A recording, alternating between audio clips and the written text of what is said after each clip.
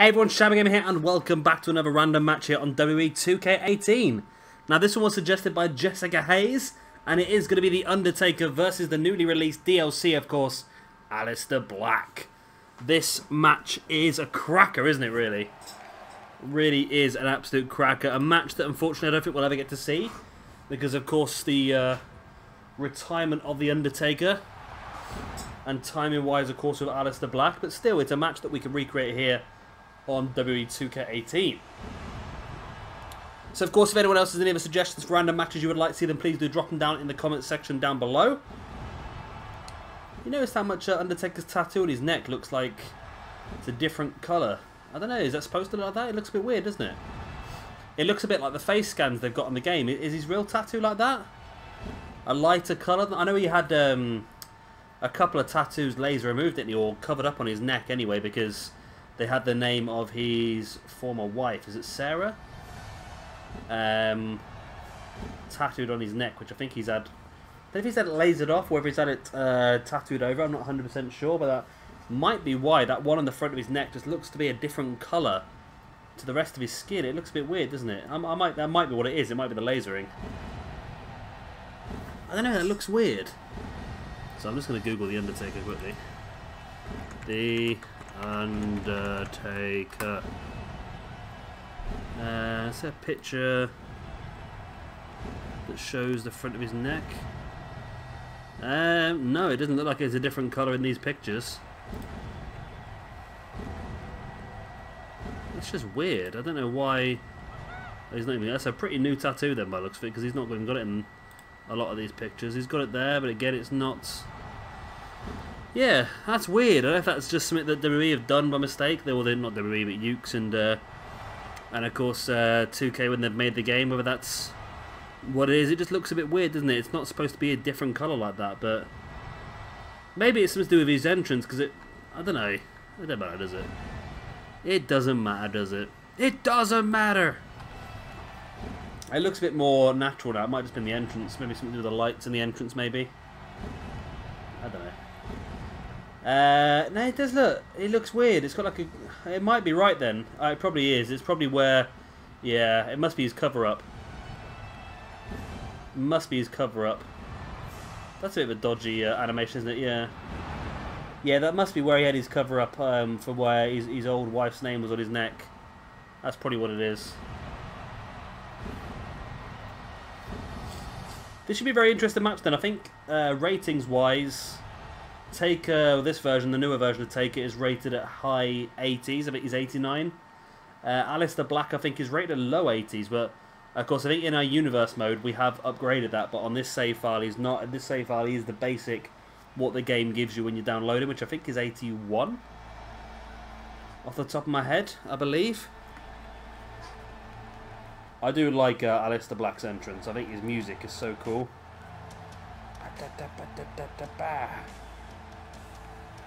That's my impression of his entrance.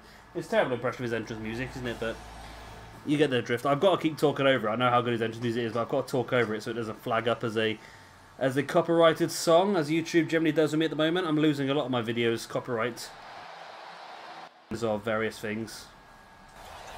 YouTube has become very gung-ho and anal with everything since the whole PewDiePie situation. Good old PewDiePie, eh? PewDiePie! And there is an Aleister Black.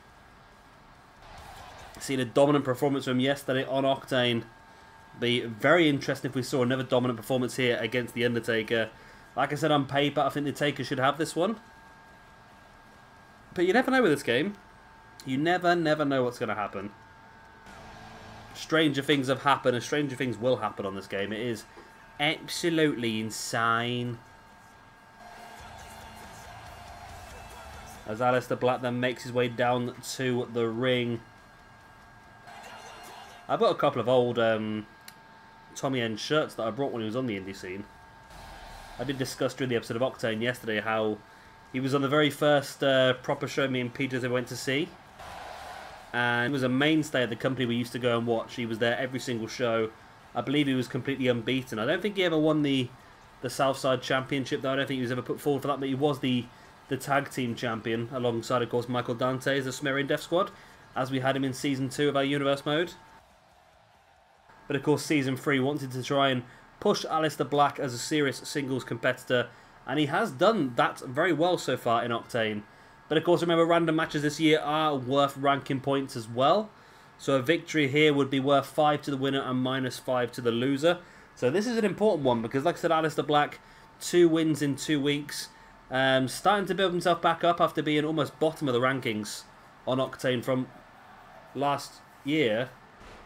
How on earth has Taker just chokeslammed Aleister Black this early in the match? That is insane. What? What the hell just happened? That is insane. Wow. That is absolutely crazy. Literally hit him with a vertical suplex and chokeslammed him for the win. I don't know what to say. I don't... You know what? I think we're going to have to rematch this. We'll keep this in. But I feel like we should do another one because that is just absolutely insane. Come on, let's hit a rematch on that. We'll give Taker those points. And we'll have them fight for some more. Why not? So Taker's just got himself 5. Aleister Black -5. But that is insane. I cannot believe that happened the way it did. This shouldn't be a squash match. There's only 8 stat point difference between the two. I know squash matches do have a chance of happening. But that's insane. Taker's not going to do it again, surely. Taker's dominating Aleister Black here. Absolutely destroying him again. There we go. Black getting some offense. Nice running big boot. Bicycle big boot. The bicycle. The bicycle. Oh, Black just gets pushed over there by Taker. Taker really showing his strength difference ahead of Aleister Black into a nice sidewalk slam. See, Aleister Black is really over in NXT at the moment. And I feel like he could be one of the top lads to ever come through NXT. But at the same time, I just worry because looking at how over... Well, Finn Balor's a tricky one, right? Because Finn Balor was very over on the main roster and he did win the Universal Championship pretty quick into his run on the main roster.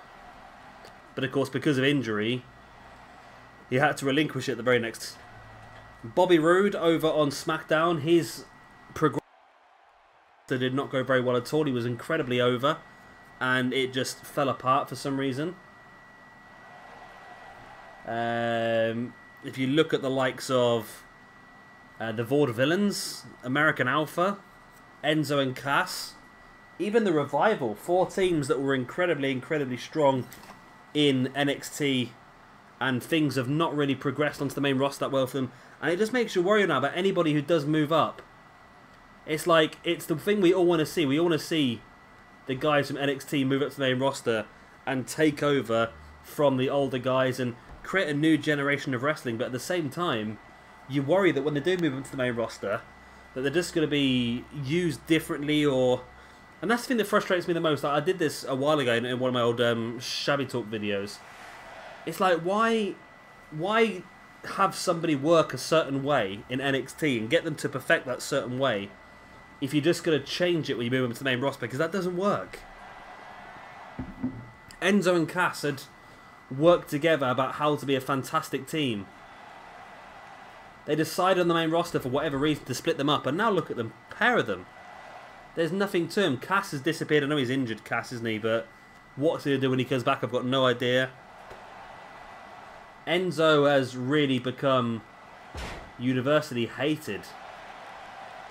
And I just don't know what to make of that whole situation. The American Alpha were probably one of the most over things coming out of NXT's history. And they got absolutely demolished in the main roster for no apparent reason for this whole Heath Slater Rhino storyline. And then they end up splitting American Alpha up out of nowhere and sending Jason Jordan to this dodgy storyline on Raw. And like, what's the point in that? And again, you developed 2 guys to become fantastic tag team wrestlers, then changed it. It just made absolutely no sense to me, and I'm hoping that won't be the same case with Aleister Black, who gets chokeslammed out of his boots for a second time in this video.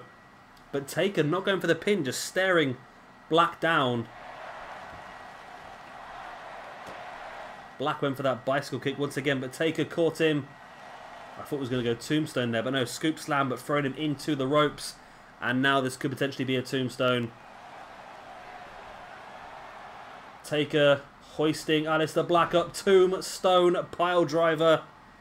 Hooks the arms. There's the pin. 1. Wow. Well, this has changed a little bit, hasn't it? Aleister Black has gone from not kicking out of 1 chokeslam to kicking out after 1 from a tombstone. That's interesting, that is. It just shows the different sort of variations of match that can spawn. I quite like that. I like the new squash match dynamic because it really adds something new into the game. We've seen it quite a lot in the universe mode, and it really is helping us build certain people up. There's that big double foot stomp there by Aleister Black straight into the pin. I like that animation, actually. Oh, and Taker kicked out. See, the problem is here, right, is if Aleister Black was to win this now, would we settle on the 1-1, or would we have to go for a best 2 out of 3 falls? I think we'd have to go for another, wouldn't we?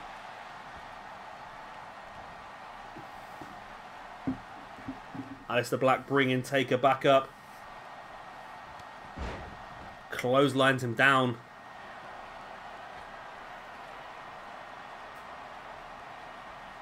Black up to the middle ropes now, getting quite confident with the situation he's in.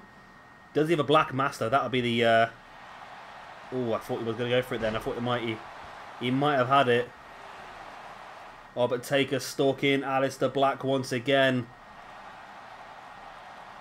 And it looks like the Prince of Darkness is going to force Aleister to fade to black. 1. What? He's kicked out of a tombstone again on 1. This game is one extreme to the bloody other, isn't it, really? It is one extreme to the other. I can't understand this game at all, to be honest. If Aleister gets a 2 here, which is going to... See, that's insane. How does Taker get a 1 count from a tombstone? Yeah, Aleister Black gets a 2 count from a trip.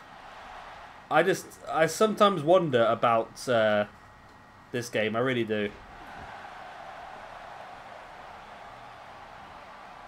I like the RNG aspect of it, the whole random aspect.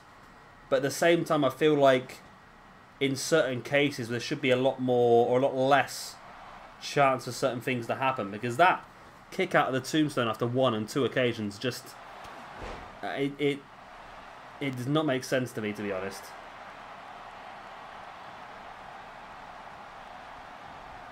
I thought he was going to go for it again there. Every time he gets close to the top end of Taker, I think we're going to see a black mass. Aleister slowly crawling himself back up in the corner, but Taker catching the boot in the back now, just dragging Aleister Black middle of the ring. Taker dropping a boot right in the gut.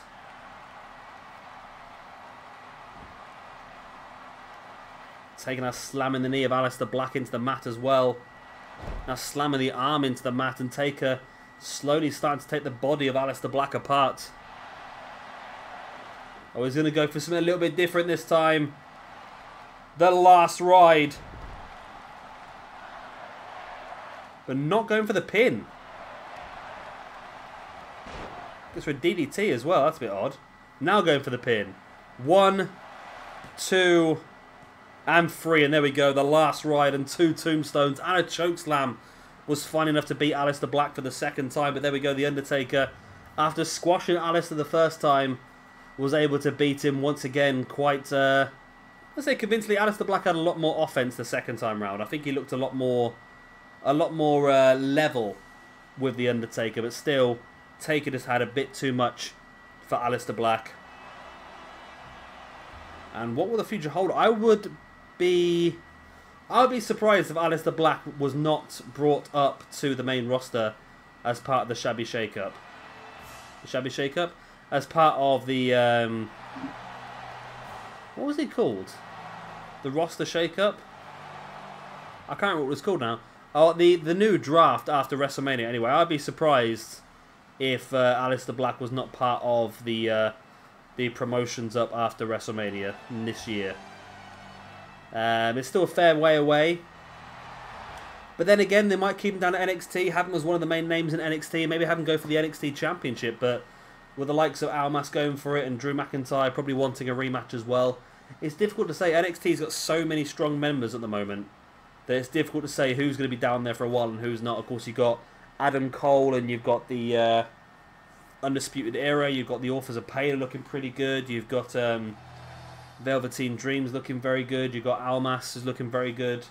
Drew McIntyre said like he will come up soon, and Aleister Black's there as well. It's just so many strong names in NXT.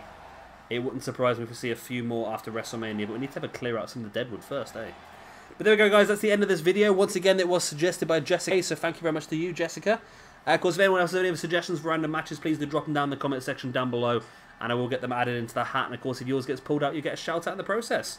I've been Chubby Gamer. Thank you very much for watching. I'll see you all next time. Bye.